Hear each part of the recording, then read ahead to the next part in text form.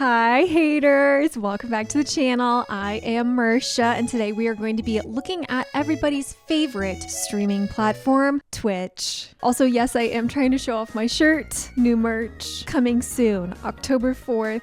You can get your own. There's a bunch of certified hater merch to choose from. It's gonna be really great time. Oh yeah, ooh yeah, wow, so cool. If you're unfamiliar with Twitch, maybe you've been living under a rock or you're on your deathbed. It is a platform where a lot of neurodivergent people go to play games for their audience, and sometimes they don't. It is currently the largest live streaming platform with some really cool creators like Mursha Games. Hi friends. We're playing hot potato. I'll push you around. Well, I will. Well, I will. You. This game. From the controversies to the consistent subscription price increases, we're going to be exploring all of Twitch's questionable decisions in the past couple of years that have been alluding to its downfall. But first, let's go back to the beginning. But seriously, first you should subscribe to the channel.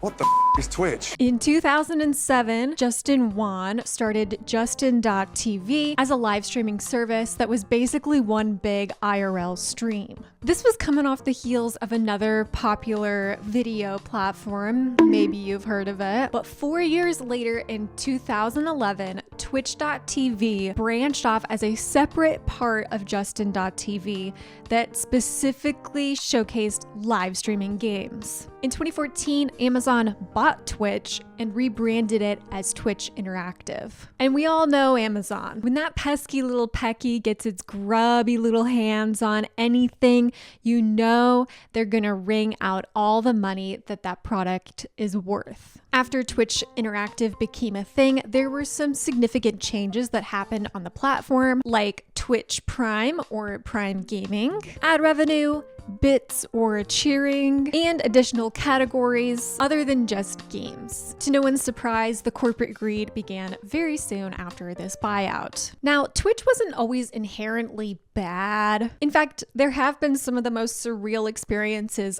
on the internet that have happened on this platform. For example, Twitch Plays Pokemon. If you know, you know. This phenomenon led to the Twitch Plays Pokemon channel receiving over 6.5 million views, averaging between 60 to 70,000 views for the 391 hours that the channel was live. Twitch has also fostered amazing communities like Games Done Quick, which is a speedrunning community that runs week-long marathons to raise money for various charities, usually Doctors Without Borders. The lockdown from COVID in 2020 also boosted Twitch's momentum, leading to 23% more viewership just from that February to March when the lockdown began. But with this sudden boost in exposure and new accounts, there also came a number of problems. A notable one being DMCA. Maybe something you've heard about or maybe didn't hear. Twitch has been dealing with DMCA takedowns for years now, but the Twitch clip DMCA strikes in 2020 were a lot more troublesome and eye-opening. Most streamers got strikes on their channels seemingly out of nowhere for clips that were 3 years old, literally clips from 2017 at the time. Twitch has been partnered with Audible Magic since 2014 to scan VODs. And if you're familiar with streaming or watching VODs, you'll know that this is why some of the VODs get muted. Most of my Kingdom Hearts VODs actually have the audio removed because even the in-game soundtrack is technically copyright. However, this service previously failed to scan through clips of channels, which is where all of these DMCA strikes were coming from. Larger streamers can have thousands of clips generated in any given stream, making it really hard for them to pinpoint exactly where these issues rose. And to make matters worse, during this time, Twitch did not have the capacity to mass delete clips or to download clips, two things they implemented after the DMCA debacle. And I'm not gonna lie, I don't understand much about this legal stuff, but this article helped me understand it a bit more. As an internet platform, Twitch has to abide by these takedowns under the Digital Millennium Copyright Act, DMCA because it's the law that governs copyright online. Essentially, Twitch can protect itself from copyright infringement lawsuits if it complies with the safe harbor provisions set out in the law itself, which include taking down infringing material as a platform becomes aware of it and adopting and implementing a repeat offender policy. The same is true for videos and music uploaded to Twitter, YouTube, and other platforms. Basically, so Twitch doesn't get sued, or worse, individual users getting sued, or worse, expelled. Twitch had to comply to these strikes under the DMCA. From my understanding, Twitch is and was doing its best to protect its users as well as cover its own ass. However, people did complain that the urgency and sudden action from Twitch without prior communication to channels that had copyright strikes was poorly executed on Twitch's part. In some cases, Twitch was deleting content themselves without giving the streamers time to download or however they saved the clips during that time. And in other cases, streamers weren't given the opportunity to submit counterclaims based on the copyright content found in their clips. It was messy and scary for a lot of people. On Twitch's end, they could have faced a lawsuit, and on the other hand, full-time streamers could have had their accounts permanently banned. In short, should people support artists?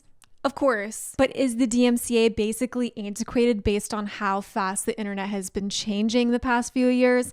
Yeah. Remember in 2013 when YouTube's copyright system flagged a ton of Let's Play channels to the point where AAA studios had to reach out and say, of course you can play our games and do your job. I remember this so well because I had just started making gameplay content for my old YouTube channel, and I actually reached out to AAA studios to ask them if I could play their games.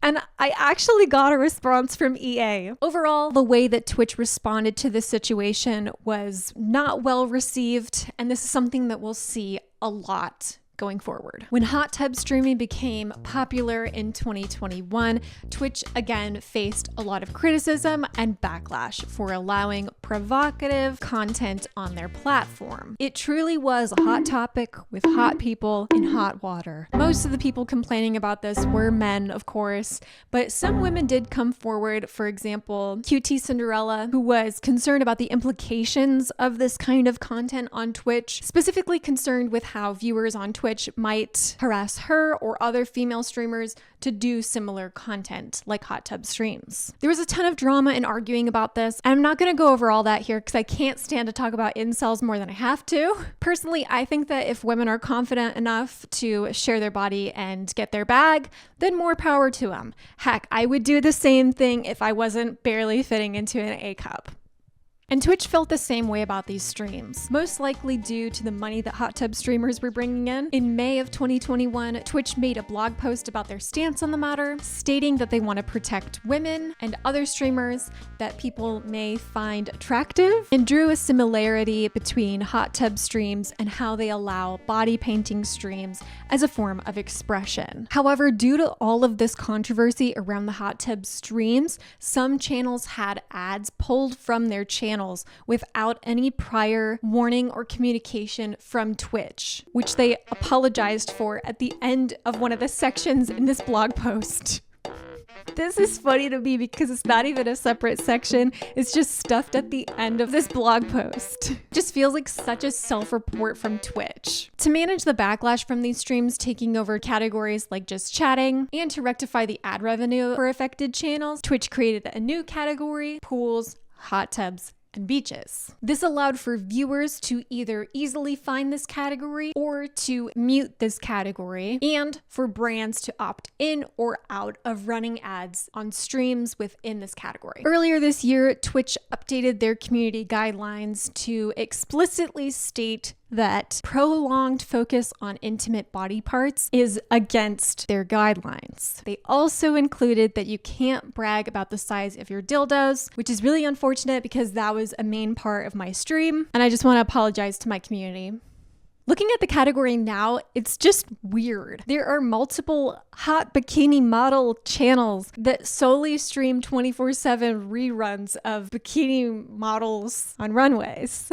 And there are also bot accounts on there that are blatantly streaming the same exact content. It's just strange. Another strange issue that blew up on Twitch was gambling. Initially, I thought that Twitch had banned all of gambling because there was a hashtag called Twitch Stop Gambling, but I was very wrong about that. In September of 2022, a user, It's Slaker, was exposed for taking money from his community members and other streamers to fuel his gambling addiction. His debt to these people amounted to around $300,000.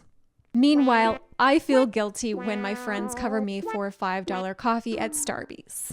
We are not the same. Slaker mainly gambled on a website called stake.com, which uses cryptocurrency to gamble at offshore casinos, which makes it difficult, if not impossible, for the US government to have regulatory oversight. This scamming incident led to large streamers like Pokimane, Hassan, and Mizkif to speak out on their platforms, thus creating the Twitch Stop Gambling hashtag. During this conversation on September 18th, they threatened to take a week off streaming during the holiday season, specifically to hurt Twitch's ad revenue during this time. Whether it was the severity of Slaker's incident or top streamers threatening to take a week off during the holidays, Twitch stepped into the conversation 2 days later. On September 20th, they announced an updated gambling policy banning sites that aren't licensed within the United States, including stake.com, rollbit.com, duelbits.com, and roobet.com.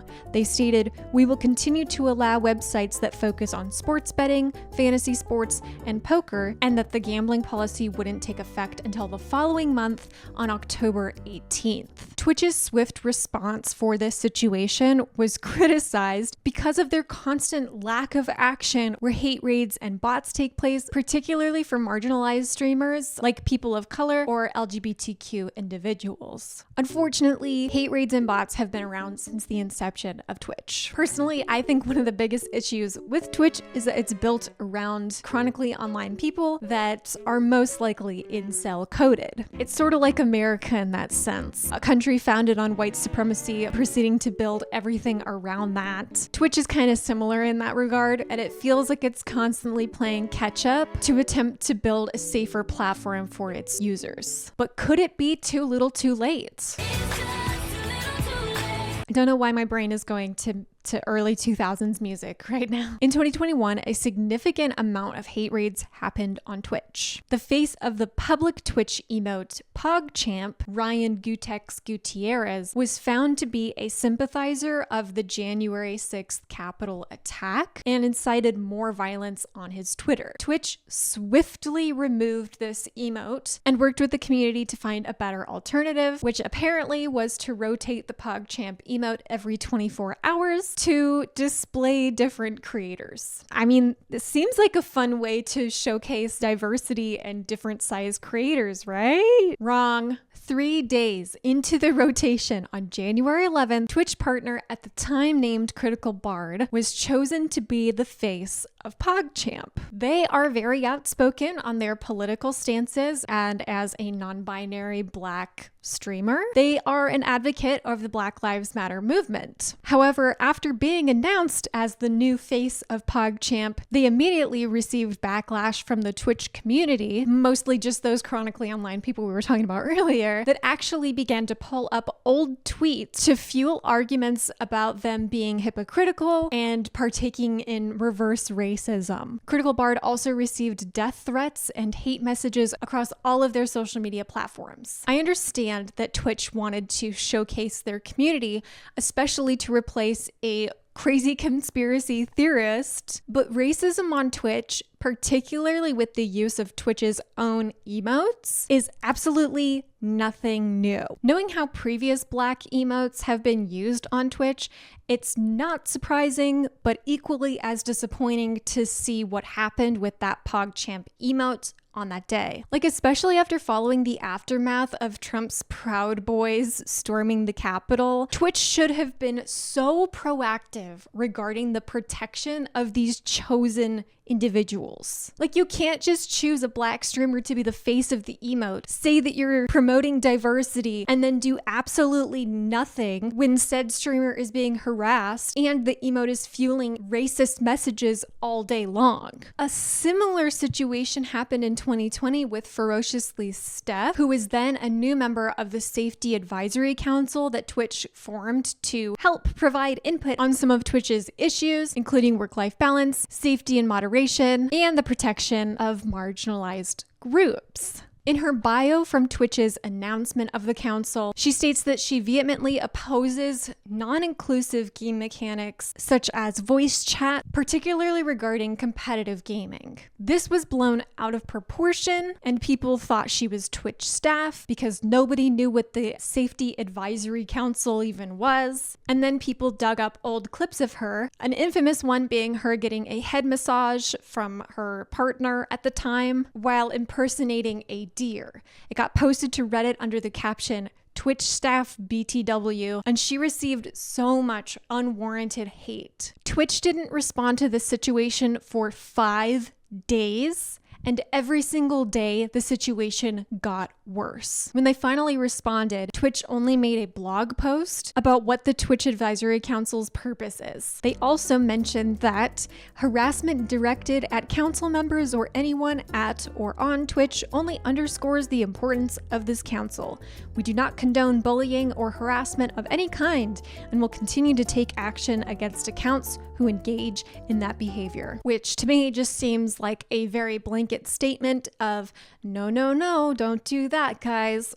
Don't be mean. No meanie heads allowed on Twitch. Meanwhile, hate raids happen. People are homophobic. People are racist. Words are still not censored. Makes no sense. All that to say that it's really not surprising that Twitch wasn't proactive in protecting these rotating PogChamp winners. It's literally like they pulled names out of a hat and put the person's face on a dartboard. But eventually Twitch put it to a vote, and on February 12th, the new PogChamp emote was chosen, Komodo Hype. Wait, that's already an emote. Wait, is Komodo Hype still there? Okay, cool. Thanks, Twitch. I still do think that the replacement is in poor taste, but at this rate, maybe it's for the best. And the PogChamp situation is just one of the examples of the hate that's on Twitch. Hate raids are unfortunately very common. Basically, botted accounts will come into a stream en masse to spam the same hateful message, mainly to marginalized communities. In August of 2021, a creator, Wreck-It Raven, created the hashtag #TwitchDoBetter in solidarity with the victims of these ongoing hate raids. It gained traction among smaller streamers and actually got a response from Twitch on August 11th. However, this didn't stop the hate raids from happening,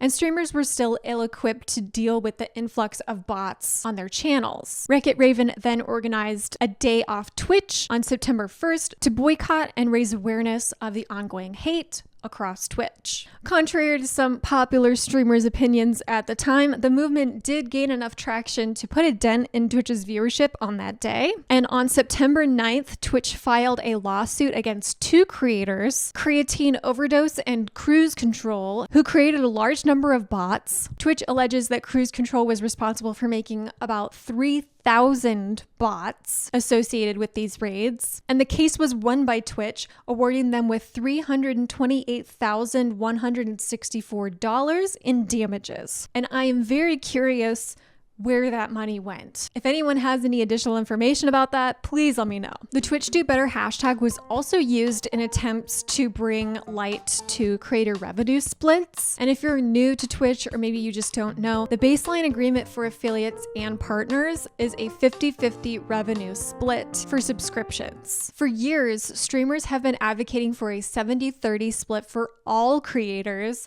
but they've had very little success pushing Twitch in that that direction. And again, that split is just for subscriptions on their channels. Other forms of payments like bits, Prime subs, and ads fall under a different sort of split or flat rate for creators. In a blog post on September 21st, 2022, the CEO, Dan Clancy, shared that they haven't implemented the 70-30 split because of the revenue that streamers get from those other services that I just mentioned, stating that that makes up the 20% that they would get with subscriptions, which is still 20% that they're not getting. He goes on to mention the cost of Twitch's streaming service. Using the published rates from Amazon Web Services Interactive Video Service, IVS, which is essentially Twitch video, live video costs for a 100 CCU streamer who streams 200 hours a month are more than $1,000 per month. So I did a little math on my own viewership, stream time, ad revenue, and ad time. From June 24th to July 24th, I streamed 3,149 minutes, about 52 hours, with just under 14 and a half average viewers. 100 minutes of that time was ads, making up about 3% of the total time that I was live. And this is something that streamers can customize on their own streams. I try to do the lowest amount of ads for the largest split, which is 3 minutes of ads an hour for 55% of that ad revenue. I earned $23.81 for ads alone during that period. I multiplied my average viewership and total stream time to equal as close to 100 and 200 as I could, kept the 3% of the ads the same, and multiplied my earnings accordingly. Given in this scenario that Twitch would get 45% of the ad revenue, it came out to be just over $600 that Twitch would still get from my own little stats. That's still over half the cost of Twitch's streaming service from ads alone, and at a much smaller ad per hour rate at that. And that doesn't include any additional money that Twitch would receive, like bits, gifted subs, Prime subs during any given period. I think that's a really weird thing to include about why you can't increase sub splits. It's not like YouTube goes,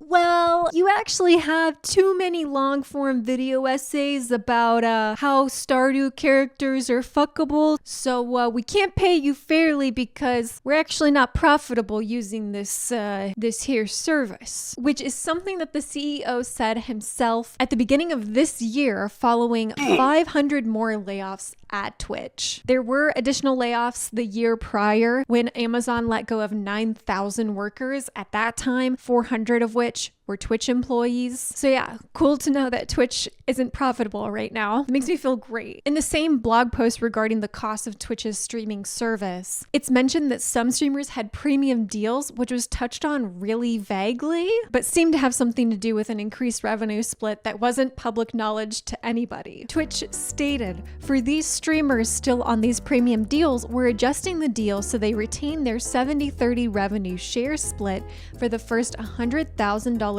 earned through subscription revenue. Revenue above 100K will be split at the standard 50-50 share split. And they said that that change would go into effect June 1st of 2023. After that went into effect, Twitch actually made some clarifications on the qualifications to be a part of this premium deal on a blog post on June 15th, 2023. This introduced the Partner Plus program, where partners would need to achieve 350 paid subs for 3 months consecutively to be enrolled in a 12-month-long program where they would earn a 70-30 split up to the first $100,000 that they earn. And again, after they reach that threshold, they would then go back down to the 50-50 split. Keep in mind, this does not include Prime subs or gifted subs, two things that are very, very common to see on any given Twitch channel. And yet again, the backlash from this decision popped off on Twitter when people started to really analyze how many people could even attain this as a partner. The bar of 350 paid subs seemed so out of reach for a lot of partnered creators. Plus, it felt far-fetched to smaller creators that were looking to become partners just to find out that the benefits of being a partner are still way out of their reach. In May of this year, Twitch updated the Partner Plus program to just be the Plus program, where affiliates could also be eligible for higher revenue splits. Okay, so I misspoke during my original recording, but the Plus Plus program that they changed allows both partners and affiliates to achieve the same milestones for that revenue split. So at 100 paid subs, each of them would receive the 60-40 split, which would be level 1. And then level 2 would be the 300 paid subs on either the affiliate or partner's channel, which is a bit cooler than I thought it was initially. Anyway. They also immediately ended the 70-30 cap on the first $100,000 earned due to backlash about how it limited the earnings and growth opportunities for impacted streamers and served as a disincentive. And it's increasingly difficult for streamers to gain more paid subs when sub prices keep increasing. If you didn't know, tier 1 sub prices on Twitch have always been $4.99 or its equivalent around the world since it launched. In fact, in 2021, Twitch noticed that this price was too expensive in some countries and made efforts to lower the sub prices around the world. They said there are 2 main reasons driving local price changes. First is that viewers have let us know they want to be able to support creators and help grow their favorite communities, no matter where they live. And second is that creators will benefit from the price reduction in the long term as subscriptions become more affordable for viewers around the world. Prior to making this decision, we conducted several price tests and saw that lower sub prices boosted overall monthly subs and sub revenue for creators. In one recent test in Brazil, lower sub prices more than doubled creator revenue and total subscriber count. And due to streamers earning less because the subs cost less in certain countries, Twitch offered to pay 100% of the deficit for the first 3 months that impacted streamers were adjusting to this price difference and eventually wane out throughout the next 12 months. That is a crazy amount of support from Twitch, not only just for creators, but genuinely supporting the communities that these streamers build. Unfortunately, though, that seemed to be as good as it got. In February of this year, Twitch increased prices for subs in Australia, Canada, the UK, and all 3 tiers in Turkey. Shortly after, prices rose around the world as well. Some countries where the prices were initially lowered in 2021 got raised again, such as Singapore, New Zealand, and Australia. And there's probably more than that, but the worldwide sub price page has all the current values right now. The tier 1 sub price rose in the United States from $4.99 to $5.99. And yes, a dollar makes a huge difference, especially to smaller creators. I mean, look anywhere. You can see threads on Reddit, threads on Twitter of users saying that they'll need to cancel subs to streamers because they just can't afford it. They didn't budget for that much money, and now they have to decide which streamer they're going to cut off. It felt even scarier in August when the Twitch sub price increased $2 from $5.99 to $7.99 just to cover the 30% cost that the app stores take to process those transactions. As a small creator, price increases are daunting because you never know how many current subscribers are going to opt out because it's just too much money for them. And it can feel disingenuous to try to get new viewers on board when maybe you don't have as much to offer as some of the larger streamers on the platform. All of this really fuels the imposter syndrome that a lot of people can feel while doing this kind of job. The recent price increases go against their statement from 2021. And when I read that, I was so shocked that Twitch even had those thoughts. And I know you might say, but there's inflation. Twitch has to adjust to the market, blah, blah, blah, blah, blah. Okay, but other businesses don't change their prices like Arizona Iced Tea and even World of Warcraft. The Twitch community has time and time again spoken about what they want to see from Twitch to have a better experience, but Twitch constantly delivers below the mark. It's happened so many times that some of the largest streamers have left the platform, including Ninja, Valkyrae, Dr. Lupo, Tim the Tapman, Ludwig, Lily Pichu, Fuslie, Saikuno, Myth, and Courage. It's scary to see larger streamers leave the platform because you know that that's really shaking up Twitch and the amount of money that they're making, which creates even more uncertainty about how long Twitch will survive, especially after knowing that they're not profitable. And with influencers leaving, it's hard to not not follow suit because they are literally influencing people to leave the platform. Personally though, I won't be leaving Twitch anytime soon, so long as Twitch is still around. I'm kind of like Jack and Rose at the end of Titanic, being dragged under while the ship sinks. I have a following there. I still get paid, even if it does barely make ends meet. I don't have the luxury right now to move platforms and decrease my income for months while trying to gain back what I've built on Twitch. But let me know what you think about this. Are you still active on Twitch? If not, what pushed you away? Thank you so much for watching until this point. I've been working a lot on this video for the past couple weeks, and I know it just got really long and there's a lot to say about all of this, and I haven't even covered everything really, but I'm tired, so let's just talk about it in the comments if you have anything else you want to talk about regarding Twitch. But subscribe maybe, or go follow my Twitch so we can hang out on stream. See you in the next one.